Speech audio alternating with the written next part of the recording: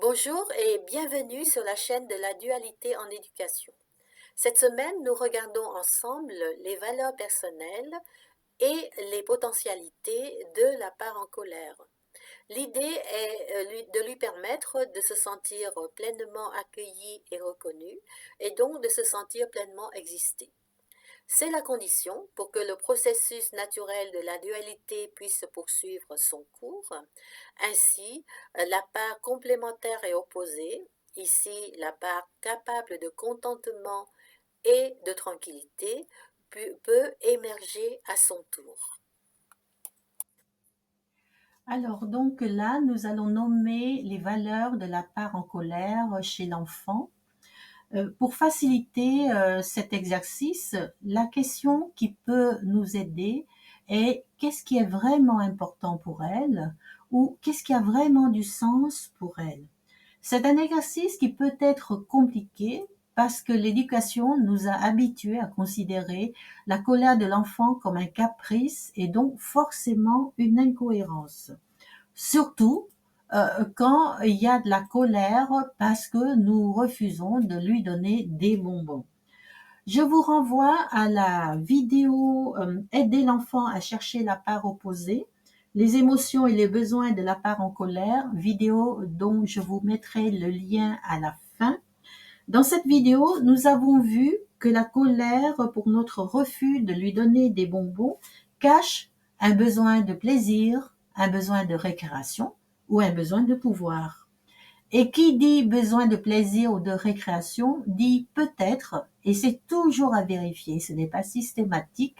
Parfois c'est assez, voilà, ça se ressemble, mais parfois c'est complètement différent. Donc qui dit besoin de plaisir et besoin de récréation dit souvent que l'enfant porte en elle la valeur de plaisir et de récréation. Elles sont importantes quand elles émergent parce qu'elles vont permettre à l'adulte de ne pas se perdre dans son travail. Et qui dit besoin de pouvoir dit la valeur du respect de son territoire. Et je pense qu'on n'a plus besoin de commentaires pour savoir l'importance de la capacité à respecter, à faire respecter son territoire.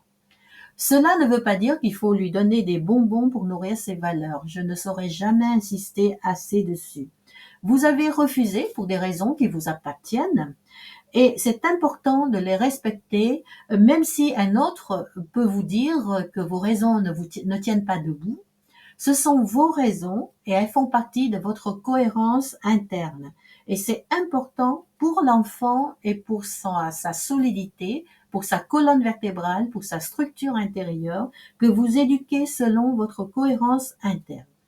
Donc, nourrir les valeurs de la part en colère veut dire les reconnaître, les respecter en ne remettant pas en question sa colère tout en lui permettant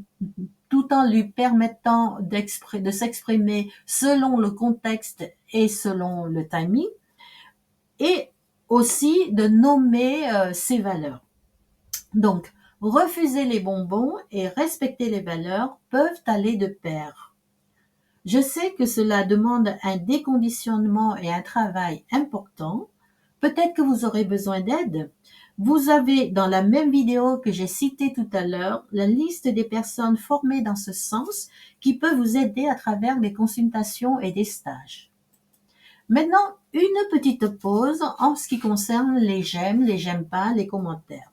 Je suis derrière mon écran, vous êtes derrière le vôtre et j'ai besoin d'avoir votre retour pour me sentir encouragée dans ce travail, même si ça me plaît de le faire et que je me sens nourrie.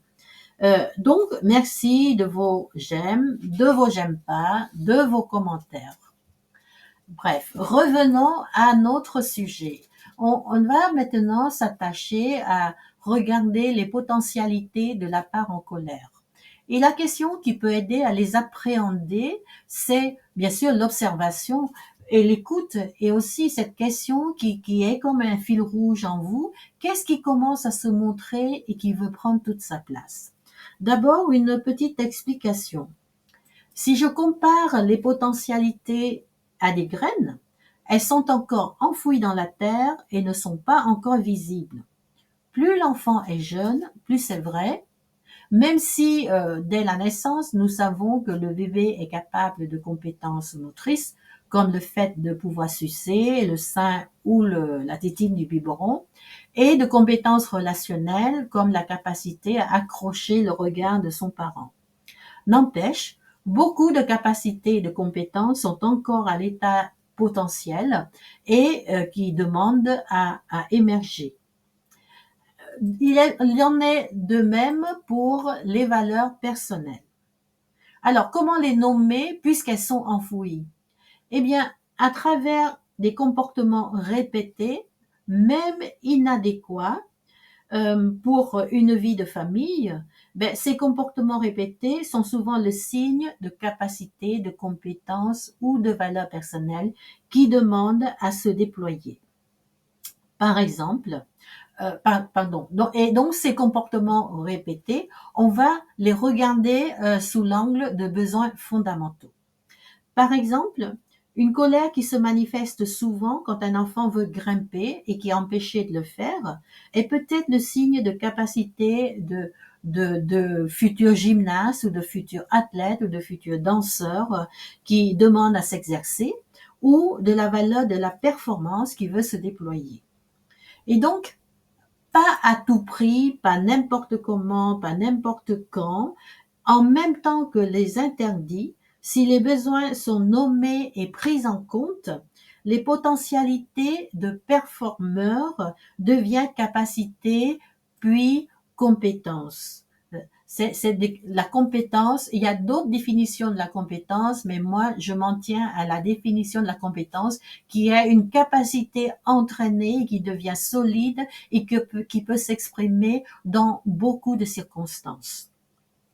Signalons donc, revenons aux besoins et signalons que prendre en compte un besoin, ça veut dire le nommer, bien sûr, mais ça veut dire aussi organiser un environnement favorable pour qu'il puisse s'exercer.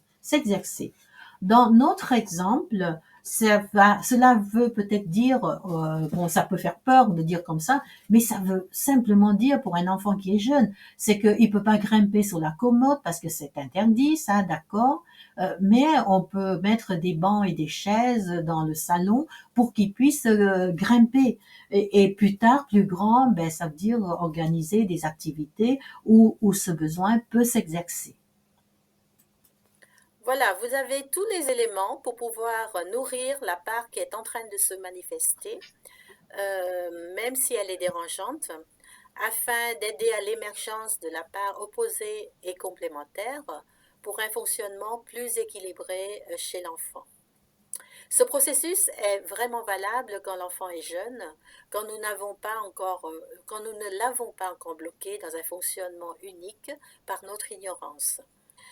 Dans mon livre, je précise les étapes qui sont supplémentaires, qui sont nécessaires pour accompagner quand les situations sont bloquées, notamment dans l'addiction aux jeux vidéo et aux réseaux sociaux, dans l'annexe 3 du livre. En dessous de la vidéo, vous trouverez les adresses et les liens qui vous permettront de vous procurer ce livre si vous le désirez. Eh bien, maintenant, je vous souhaite bonne chance et je vous dis à dans 10 jours pour une prochaine vidéo. Au revoir.